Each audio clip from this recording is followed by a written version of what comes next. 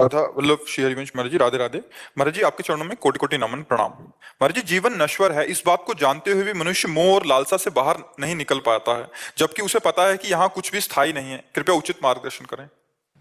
ये भजन की कमी के कारण हम अपनी जानकारी का प्रयोग नहीं कर पाते। ये जानकारी तो है, जानकारी तो एक साधारण ग्रामीण पुरुष को भी है, क्योंकि जब शव यात्रा जाती है गांव में, कहते राम नाम सत्य है, सत्य बोलो मुक्ति है, बोलते हैं ना सब।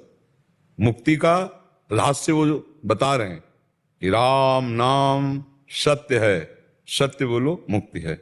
और जब श्मशान में जाते हैं, वहां बैठ करके एक दूसरे से चर्चा करते हैं कि यार सब नाशवान है, रो मत, सबकी यही गति होनी है।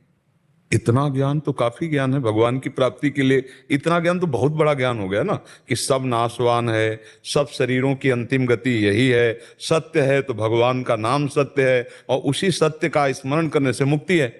लेकिन प्रयोग नहीं है, इसलिए इस ज्ञान का प्रयोग नहीं, क्योंकि भजन नहीं है।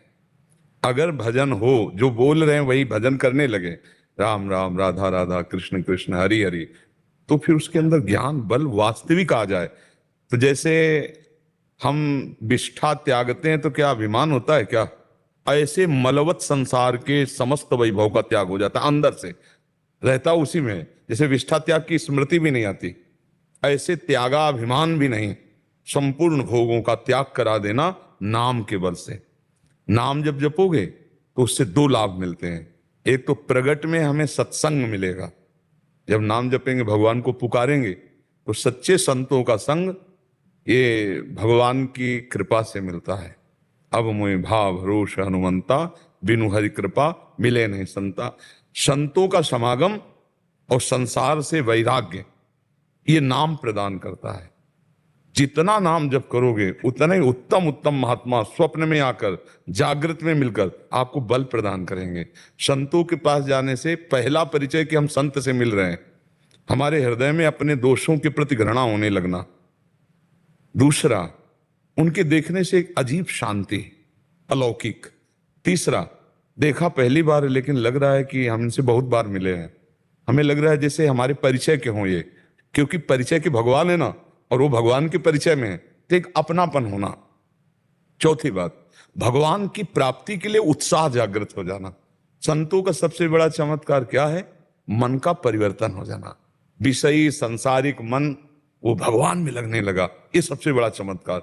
तो संतों का संग मिलता है नाम जप से। देखो विभीषण जी, राम नाम तेहि सुमिरन कीन्हा, हृदय हरसि कपि सज्जन चीन्हा, ये सन हठ करिहो पहचानी, साधु ते होए ना कारज हानि। नाम ने ही हनुमान जी का दर्शन करवाया।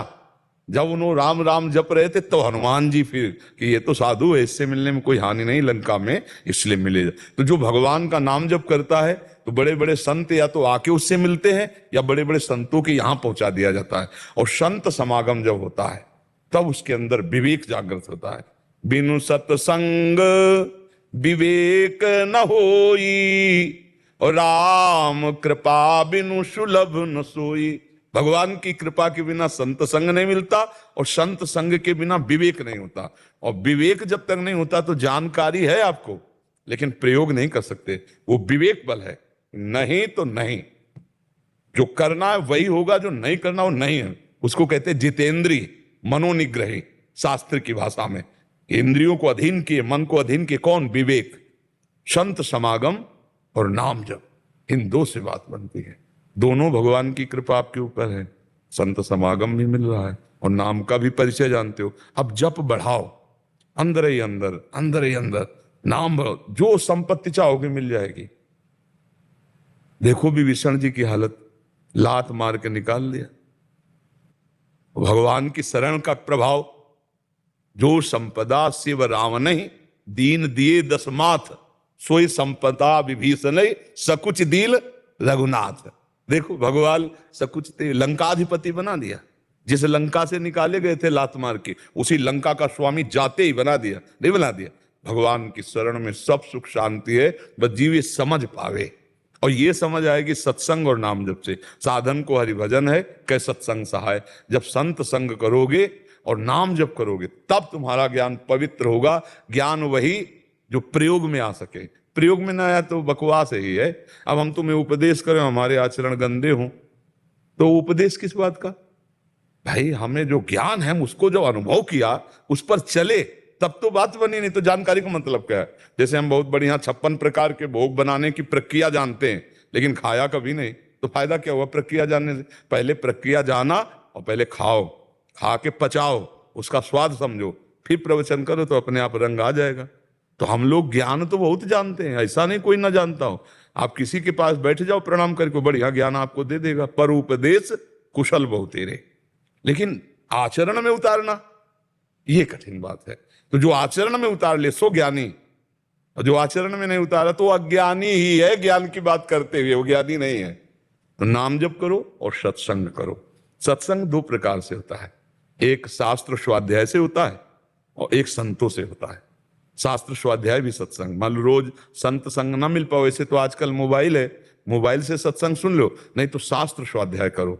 गीता जी है, श्रीमद् भागवत जी है, संतों के वचन हैं, गीता प्रेस से प्रकाशित होते हैं, बहुत सुंदर सुंदर वाणियां प्रकाशित होती हैं। तो एक नशा बना ले, घंटा आध घंटा शास्त्र स्वाध्याय करना, घंटा आध घंटा सत्संग सुनना और निरंतर नाम जप करना, फिर देख लो बहुत जल्दी लाभ मिल जाएगा। इस लोक का परलोक का सब सुख मिल जाएगा। विश्वास करो, भगवान में विश्वास। भगवान जो सब रचा है ना, पलक झपकते ही भ्रकुटी विलास सृष्टि लय हुई।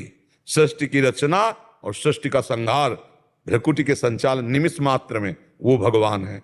हम ऐसे भगवान को प्राप्त कर लिए तो सोचो क्या बकाया रह जाएगा। तो इस जन्म में चूक ना करे, अपने ज्ञान का प्रयोग करने के लिए अंदर ही अंदर नाम जप करे। जो नाम प्रिय हो ना वही जपे। भगवान के सब नाम समान फलदायी है, पर हमारा मन जिसमें ज्यादा लगे उसी को जपना चाहिए, तो उससे प्रीति हो जाती है ना।